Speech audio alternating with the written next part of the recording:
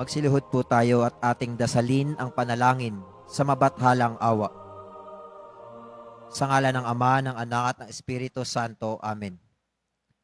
Pumanaw ka, Jesus, subalit ang bukal ng buhay ay bumalong para sa kaluluwa at karagatan ng awa ay bumugso para sa sanlibutan.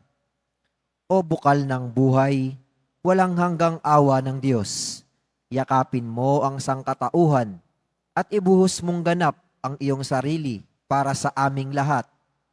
O banal na dugo at tubig na dumaloy mula sa puso ni Jesus, bilang bukal ng awa para sa aming lahat, ako ay nananalig sa iyo. Banal na Diyos, banal na puspos ng kapangyarihan, banal na walang hanggan, maawa po kayo sa amin at sa buong sansinukob.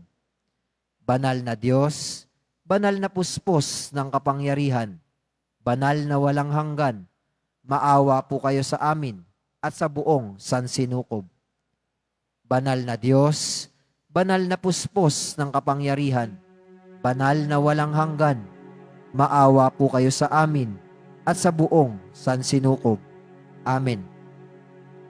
O Jesus, Hari ng awa, kami ay nananalig sa iyo.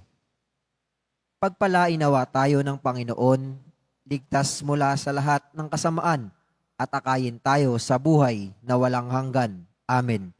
Sa ngalan ng Ama, ng Anak at ng Espiritu Santo. Amen. Magsiupo muna ang lahat.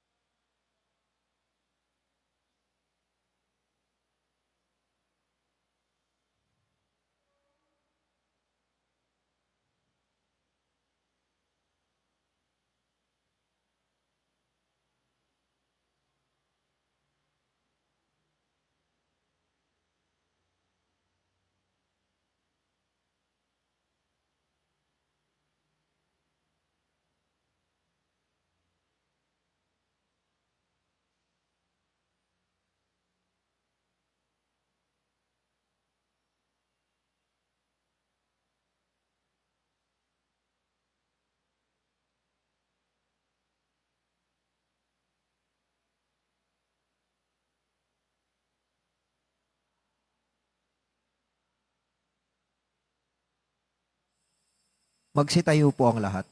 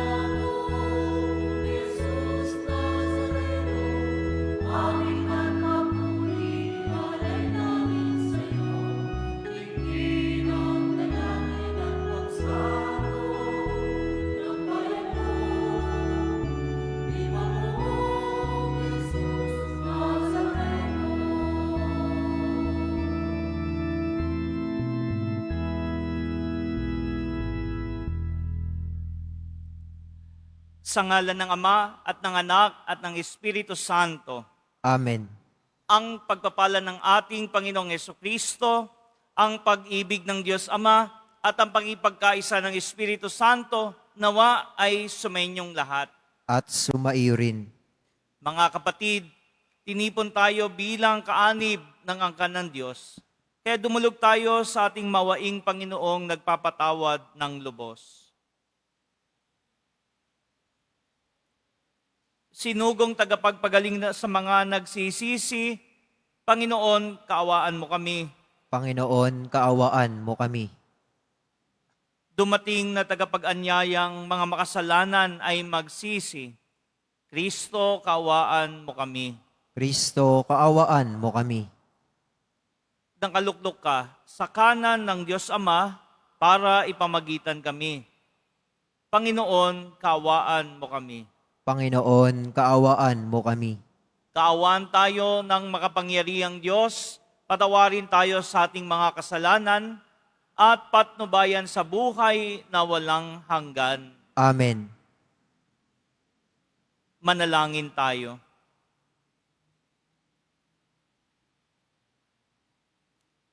Ama naming makapangyarihan, iyong pinuspos ng malasakit sa kapwa-tao, ang paring martir na si San Maximiliano Maria Kolbe, na namintuhong masugid sa mahal na Birhen, ipinaglihi ng walang kasalanang minana. Pakundangan sa kanyang panalangin, kaawaan mo kami at pagkalooban ng kakayahang tularan ang iyong anak hanggang kamatayan. Alang-alang sa iyong kapurihan, sa paglilingkod namin sa kapwa araw-araw, sa pamamagitan ni Jesucristo, kasama ng Espiritu Santo, magpa sa walang hanggan. Amen. Magsiupo muna ang lahat.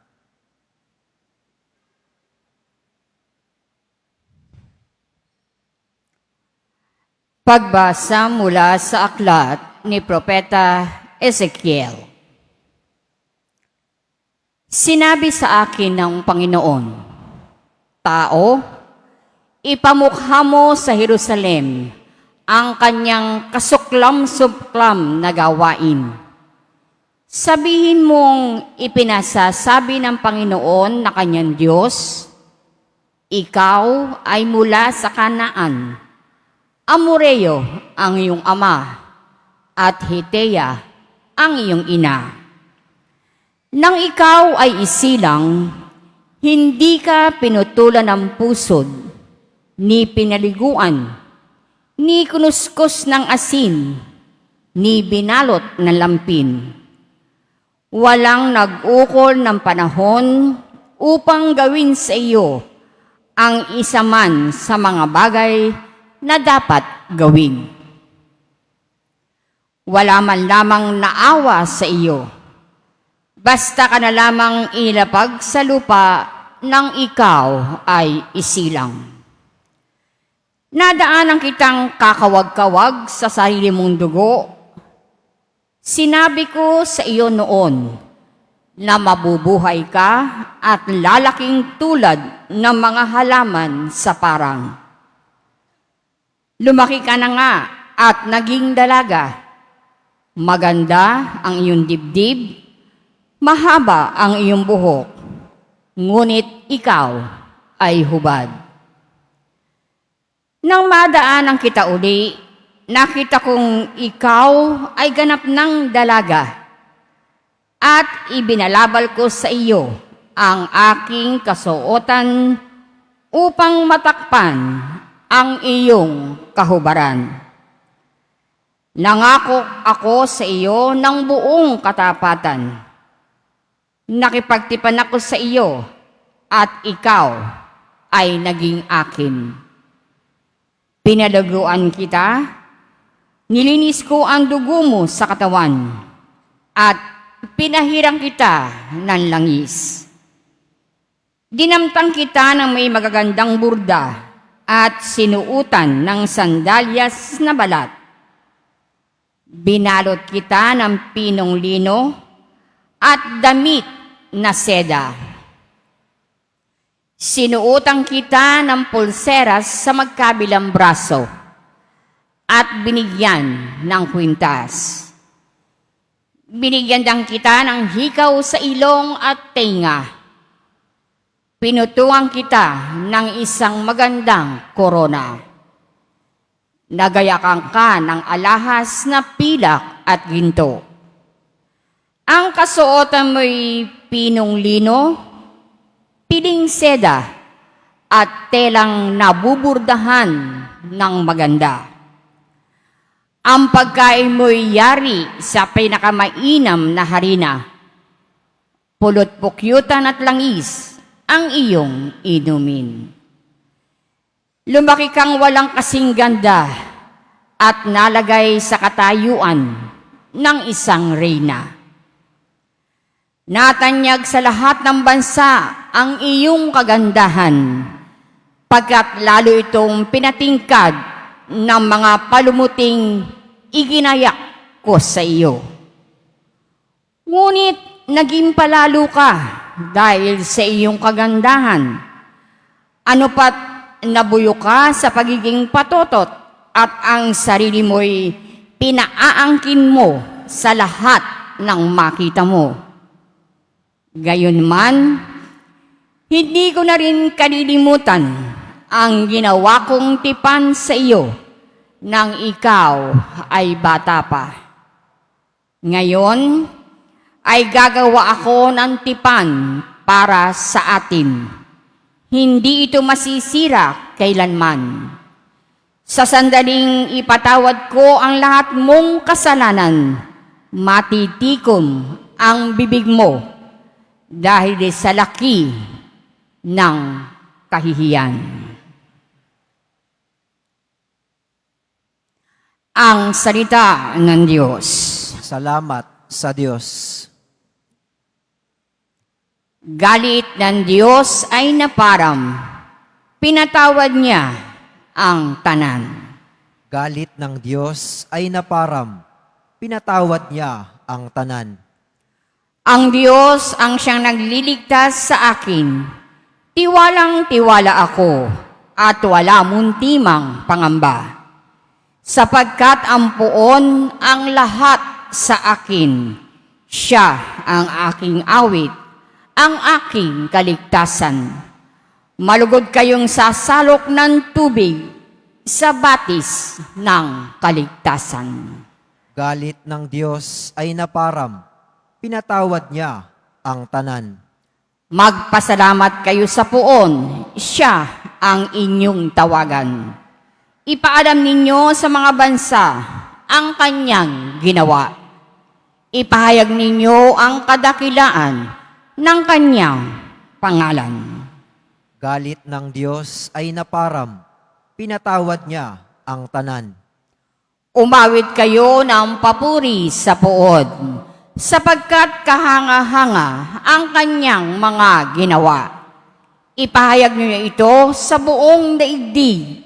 Mga anak ng Siyon, umawit kayo ng buong galak, sapagkat nasa piling ninyo ang dakila at ang banal ng Israel.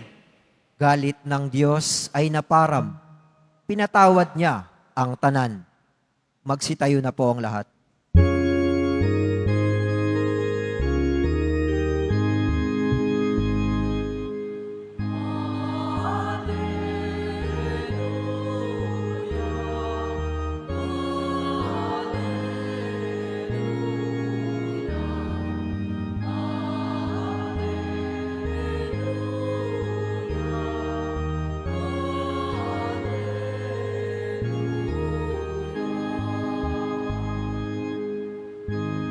Tanggapin niyo ang salita na di sa tao nagmula, kundi sa Diyos na dakila.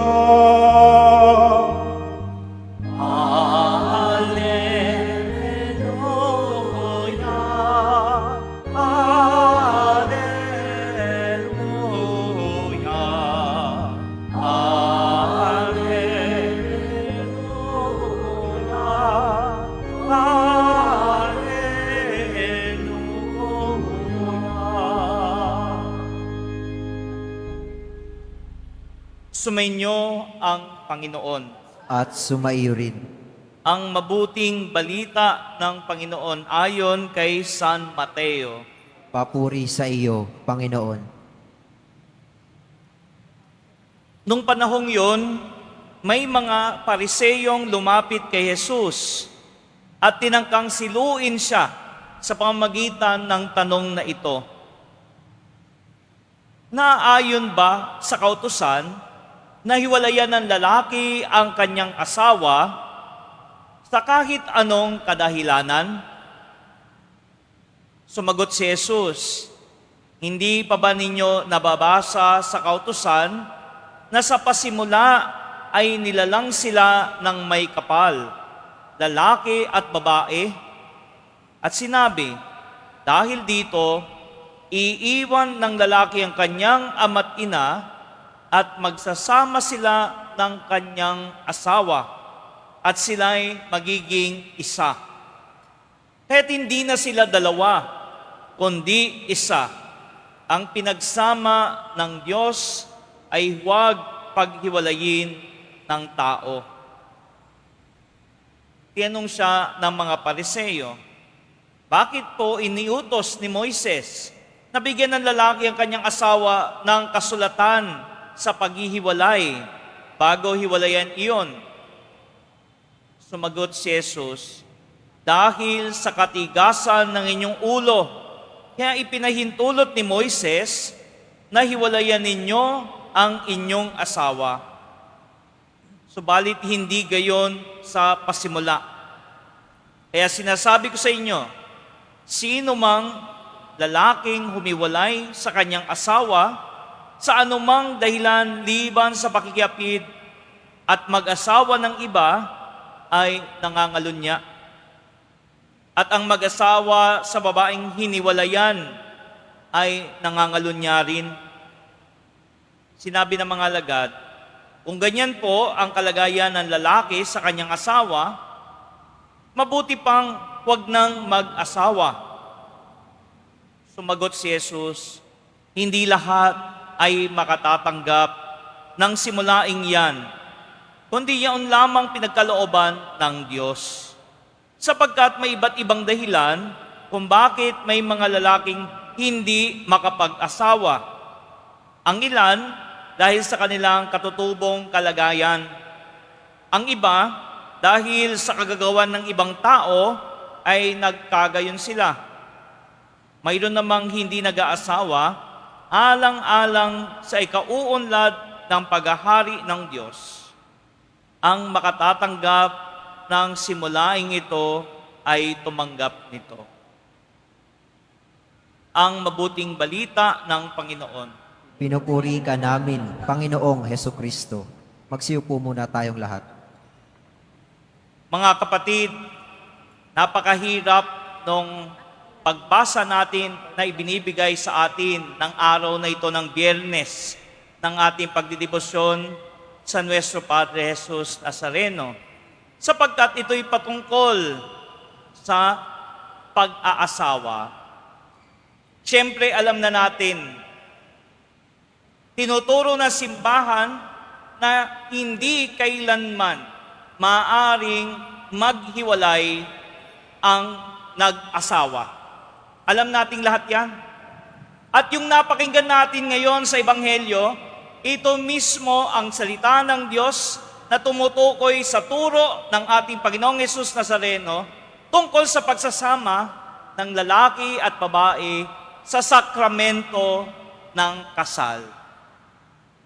Alam niyo, pambihira ito, sapagkat sa lahat ng ugnayan na mayroon ng tao, sa lahat ng kilos na maaaring gawin ng tao, ang kasal ang isa sa mga yon na pinahintulutan ng Diyos na itayo bilang sakramento. Kaya nga, walang sino mang tao ang may kakayanan buwagin yung ugnayan sa pagitan ng mag-asawa. Kaya nga sabi, till death do us part. Hanggang kamatayan. Kaya nga, sa mga nagtatangka pa lang magpakasal, no? Dapat yan ang kaagad nasa isipan habang buhay na pagsasama. Napakahirap na imaginein kasi nung habang buhay sapagkat nasanay tayo sa mga panandalian lamang na mga bagay. Yung mga instant, sandali lang, temporary. Di ba nga, dati yung cellphone, nung medyo bata pa ako, pag chinarge mo yung cellphone, matagal. Siguro mga 1 linggo bago agad i-charge. Samantala ngayon, maghapon pa lang, kailangan ng isaksak. Hindi na permanent, no? Panandalian na lang, no? Kaya tuloy siguro nasasanay tayo sa mga bagay na hindi natin kailangan ng commitment, no? Hindi kailangan maging permanent. Subalit, itinuturo sa atin sa Ebanghelyo, sa mismong salita ni Jesus, no? Sa katunayan nga, si Moises, pumapayag daw na maghiwalay yung mag-asawa. Sabi, ba't si Moses pinayagan? Bakit pinapayagan sa batas ni Moises? Bakit pwede raw susulat lang ng kasulatan, katibayan, magpapanotaryo lang, hiwalay na, pwede na ulit mag-asawa. Pero kay Jesus, hindi. Sapagkat sabi niya, nung simula pa lamang, nung niloob ng Diyos ang pagsasama ng mag-asawa, niloob niyang sila ay maging isang katawan. Hindi na sila dalawa, kundi iisa. Kaya nga ang pagsasama nila, sila ay pinagsama ng Diyos sa bisa ng sakramento ng kasal. Sa panahon natin, napakahirap na tanggapin ito. Ang sabi nga nila, napaka-conservative, no? Napaka-makaluma. Ano ba na may lalaban natin? Mismong si Jesus ang nagsabi niyan, no? Sabi nung iba, kailangan maging makabago na ang Pilipinas, no? Payagan na ang divorce, no? Malaking balita yan. Sabi, kayo mga pari, tutol kayo ng tutol, di naman kayo nag-aasawa. No? Bakit kayong tumututol, no? Hindi naman kayo pagpapaasawahin, no? Hayaan nyo na maging masaya, no? Yung iba. Di ba ganyan lagi ang argumento laban mismo sa paninindigan ng simbahan na ang pinagsama ng kasal dapat manatili sa bisa na yon. Subalit alam niyo mga kapatid, ang katuruan na ito ng simbahan, hindi naman nandyan para pahirapan tayo. Hindi yan nariyan upang panatilihin yung mga ayaw na, kundi binigay ang aral na yan upang sana sa pagtanggap natin ng sakramento ng kasal, alam natin ang ating pananagutan, hindi lamang sa ating sarili, hindi lang sa mapapangasawa, kundi maging sa institusyon ng buhay na ang pamilya. Madalas kasi kapag may divorce, para bang ang side lang ay side ng lalaki at side ng babae. Paano naman yung mga anak? Paano ang pamilya na kailangan nilang itaguyod? Saan na mapupunta yon? Sa mga lolo't lola. Nakakalimutan ng unang ibigyang buhay ng sakramentong ito ay ang pamilya na pinalago sa pamagitan ng pagmamahalan ng mag-asawa. Ang pag-aasawa bumubuo ng pamilya. Kaya pag sinira ang pag-aasawa, ang una ring nasisira, pamilya. At alam niyo mga kapatid, sa dami ng pagmamahalan sa mundong ito ng tao, niloob ng Diyos na ang pagmamahal ni Jesus Nazareno para sa ating lahat, sa buong simbahan. Ang pagmamahal ni Jesus ay ang pagmamahalan ng mag-asawa. Nakakagulat ito sapagkat hindi nga man lang yung pagmamahal ng ina sa anak. Siguro maisip mo, siguro ang pinakadakilang pagmamahal ay ang pagmamahal ng magulang sa anak, lalo na ng nanay. Pero hindi yon ang pinili ng Panginoon na maging huwaran ng pagmamahal niya sa sangkatauhan. kundi ang pagmamahal ng mag-asawa. Gayon nga, pati magkaibigan na nag-aalay ng sarili sa iba. Si Maximilian Kolbe nga, ang santo ngayon, kilala siya sa kanyang pag-aalay ng kanyang buhay para iba ang mabuhay. No? Kasi siya'y martir, no? Nung panahon ng mga Nazi. Sa halip na siya yung namatay doon sa gas chamber, no? Hinayaan niyang yung iba ang mabuhay sa kanyang lugar. Pero kahit yon, kahit pagmamahal ng martir na nag-alay ng sariling buhay, hindi pa rin yon. Sapagkat niloob ng Diyos sa pamagitan ng pagmamahalan ng mag-asawa, doon natatagpuan ang pagmamahal ni Jesus sa sangkatauhan. Pagmamahal na nagbibigay ng sarili, ng buong sarili. Kaya nga pag sa kasal, yung tanong, ibinibigay mo ba ang iyong sarili sa kanya bilang iyong asawa? Sasagot naman, opo, Father, ibinibigay po. Pero pagkatapos ng ilang mga taon, humihina ang pagmamahal. No? Humihina.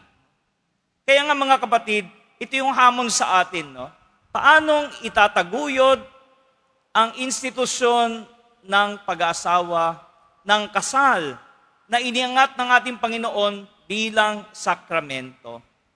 Ito pong pangangaral sa araw na ito, hindi ito dapat tanggapin bilang pagkondena sa mga nahihirapan sa kanilang buhay bilang mag-asawa. Kundi ito dapat ay tanggapin natin bilang hamon ng mabuting balita para sa bawat isa sa atin. Na ang pagtanggap natin sa sakramentong ito, nakikita natin hindi lamang yung ating sariling plano, kundi ang plano ng Diyos na ibinibigay sa bawat mag-asawa. Amen. Magsitayo na po ang lahat.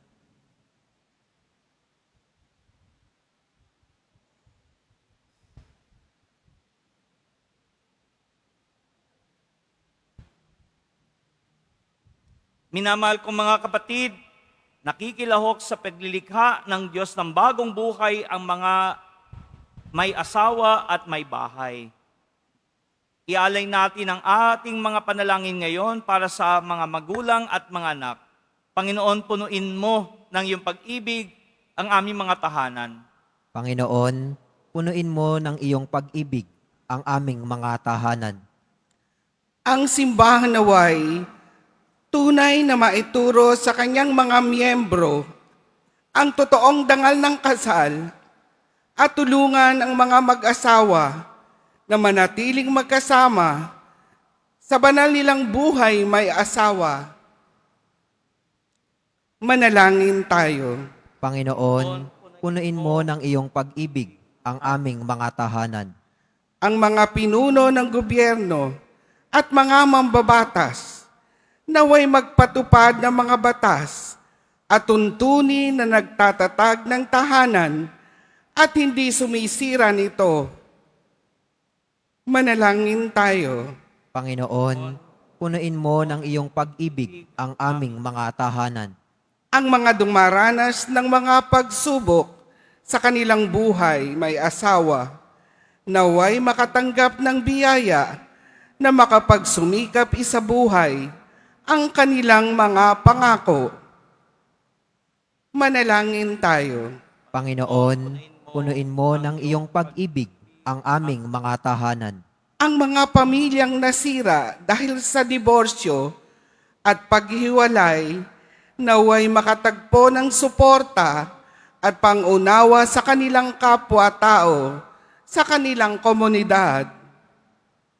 Manalangin tayo. Panginoon, punuin mo ng iyong pag-ibig ang aming mga tahanan.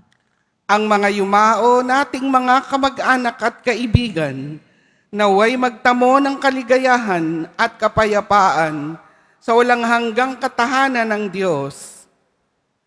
Manalangin tayo. Panginoon, punuin mo ng iyong pag-ibig ang aming mga tahanan. Diyos ng pag-ibig, nilikha mo kaming lalaki at babae upang ipagpatuloy ang iyong gawaing lumikha. Ang pagmamahal namin sa isa't isa, nawa ay sumalamin sa iyong pananahan sa aming buhay. Hinihiling namin ito sa pamamagitan ni Kristong aming Panginoon. Amen. Magsiupo muna ang lahat.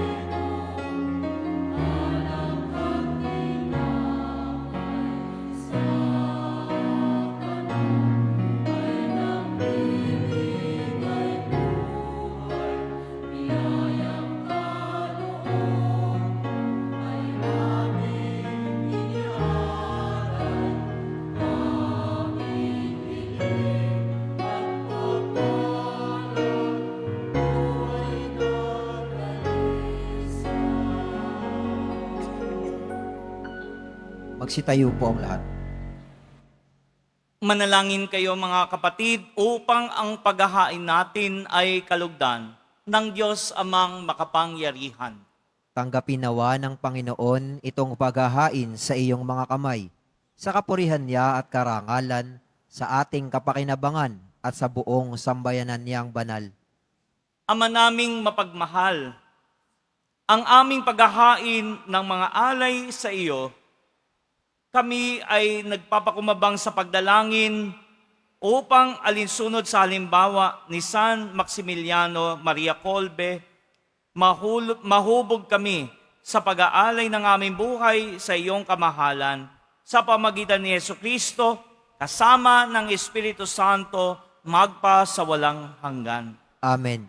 Sumainyo ang Panginoon. At sumaiyo rin.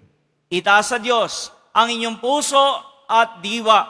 Itinaas na namin sa Panginoon. Pasalamatan natin ang Panginoong ating Diyos. Marapat na siya ay pasalamatan. Ama naming makapangyarihan, tunay ngang marapat na ikaw ay aming pasalamatan. Ngayong aming kagalakan na si San Maximiliano Maria Kolbe ay parangalan.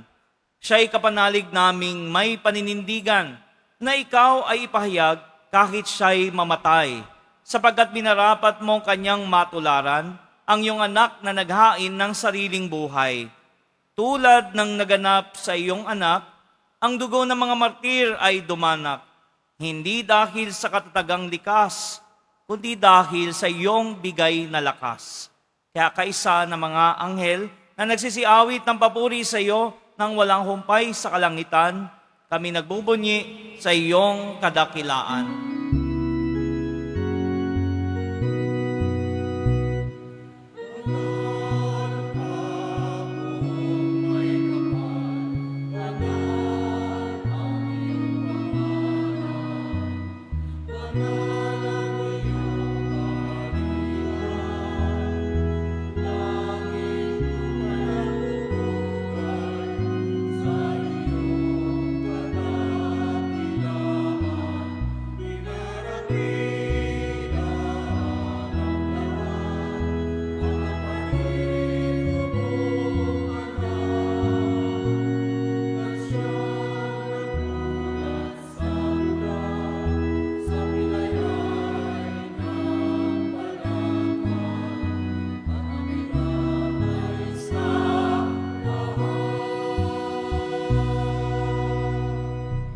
Magsiluhod po ang lahat.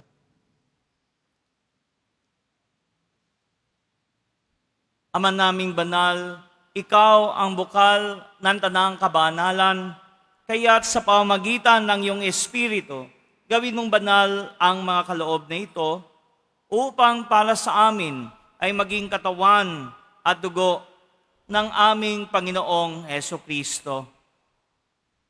Bago niya pinagtiis ang kusang loob na maging handog, hinawakan niya ang tinapay, pinasalamatan kanya, pinaghati-hati niya iyon, iniabot sa kanyang mga alagad at sinabi, "Tanggapin ninyong lahat ito at kanin. Ito ang aking katawan na ihahandog para sa inyo."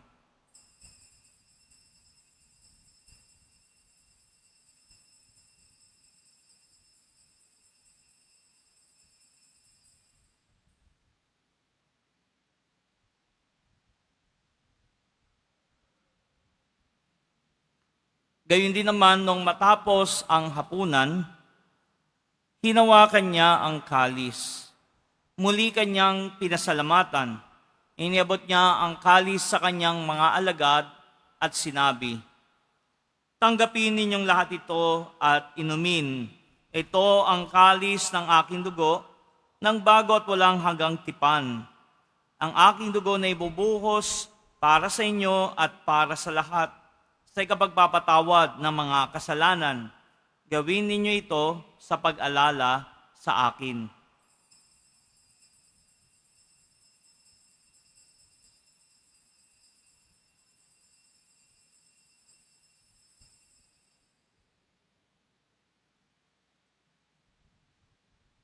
Magsitayo na po ang lahat. Ipagbunyi natin ang misteryo ng pananampalataya. Si Kristo'y namatay, si Kristo'y nabuhay, si Kristo'y babalik sa wakas ng panahon. Ama, ginagawa namin ngayon ang pag-alala sa pagkamatay at muling pagkabuhay ng iyong anak. Kaya tiniaalay namin sa iyo ang tinapay na nagbibigay buhay at ang kalis na nagkakaloob ng kaligtasan. Kami nagpapasalamat dahil kami ay iyong minarapat na tumayo sa harap mo para maglingkod sa iyo. Isinasamo namin kaming magsasalo-salo sa katawan na dugo ni Kristo ay mabuklod sa pagkakaisa sa pamamagitan ng Espiritu Santo. Ama, lingapin mo ang iyong simbahang laganap sa buong daigdig.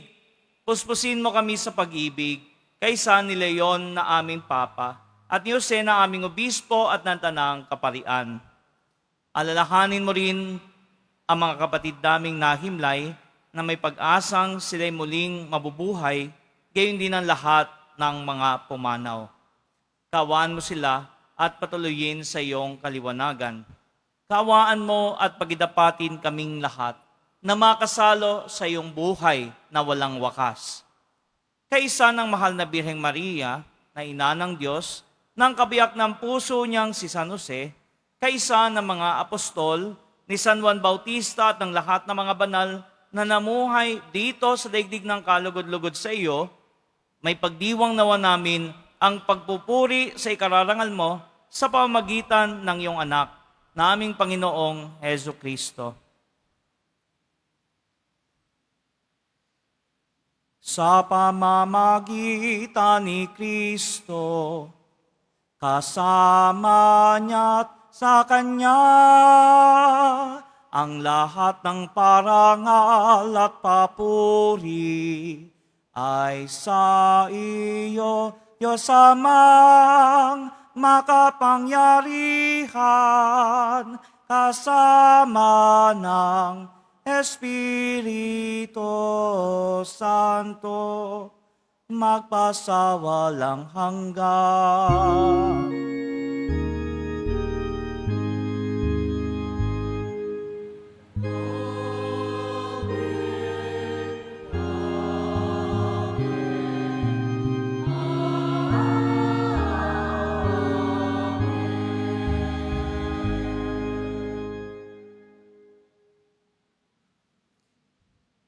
Sa tagubili ng mga nakagagaling na utos at turo ni Jesus na Panginoon natin at Diyos, ipahayag natin ng lakas loob.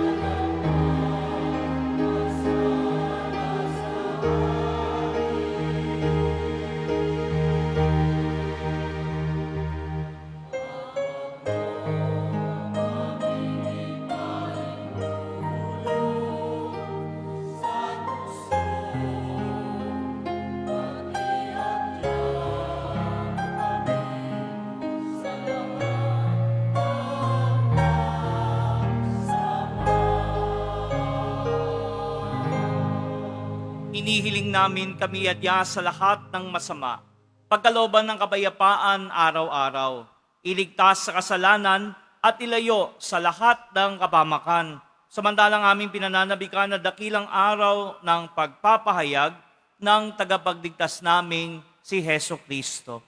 Sapagkat iyo ang kaharian at ang kapangyarihan at ang kapurihan, magpakailanman. Amen.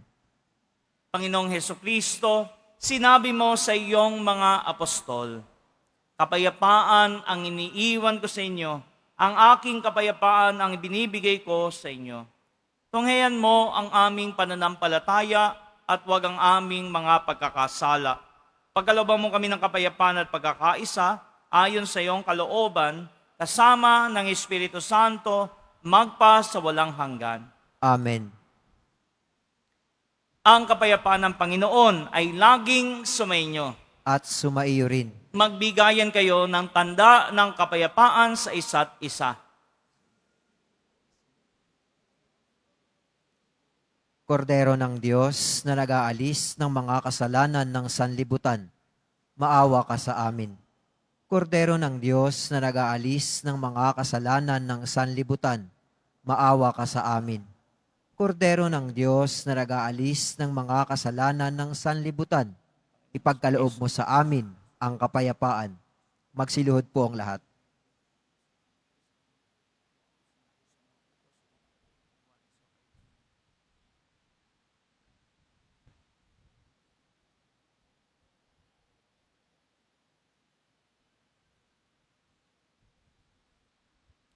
Ito ang kordero ng Diyos.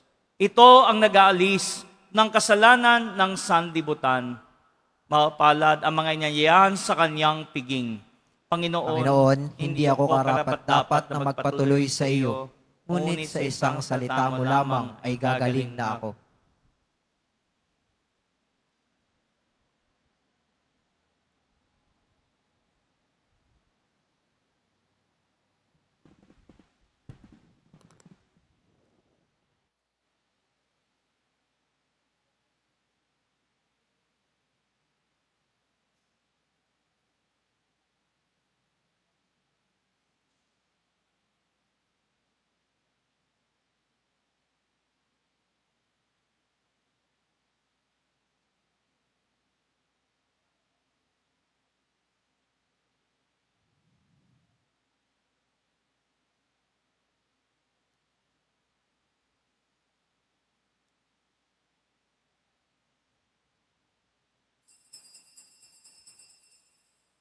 para sa lahat ng tatanggap ng banal na komunyon.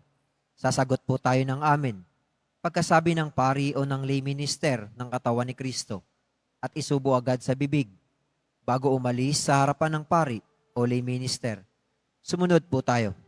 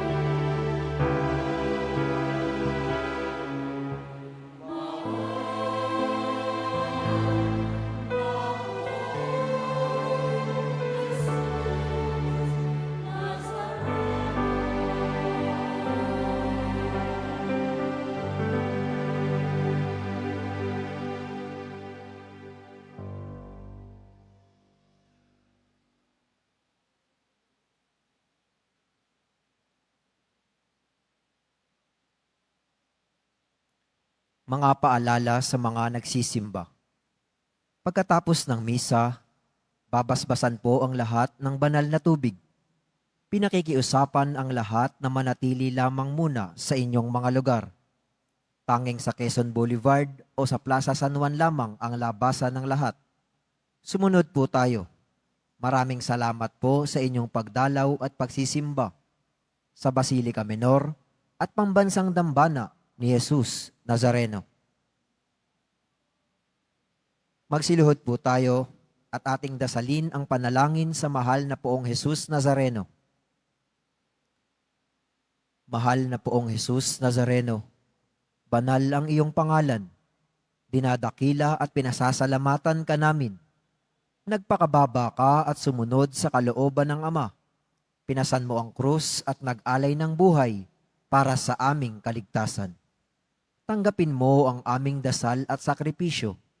Itulot mo na kaming sumasamo ng buong katapatan at pagmamahal, magbahagi ng mabuting balita, magsisi at itakwil ang kasalanan at masama, at maghatid ng awa at kapayapaan sa aming kapwa.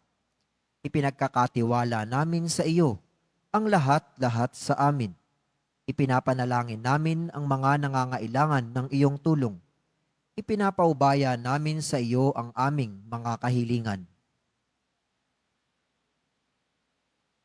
Itong aming pagdedebisyon at panata ay lalo nawang magpalapit sa amin sa iyo at sa aming kapwa, upang nagmamahal at nagkakaisa kaming magtaguyod ng iyong kaharian, dito sa lupa hanggang sa langit, na aming tunay na tahanan, kung saan nagahari ka sa kaluwalhatian, magpasawalang hanggan. Amen. Magsitayo na po ang lahat.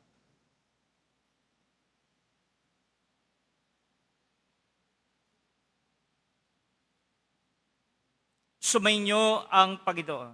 At sumaiyo rin. Manalangin tayo. Panginoong Hesukristo, kami ay nagsusumamo upang pakundangan sa aming pakikinabang sa iyong katawan na dugo, aming makamtan ang maalab na pagmamahal na tinanggap ni San Maximiliano Maria Kolbe sa piging na banal. Hari ka naming nabubuhay kasama ng Ama at ng Espiritu Santo, magpa sa walang hanggan. Amen. Sumainyo ang Panginoon. At sumaiyo rin. Mahal na Poong Jesus Nazareno, inihayag mo sa pamamagitan ng krus ang walang maliw na pag-ibig ng Diyos sa sangkatauhan.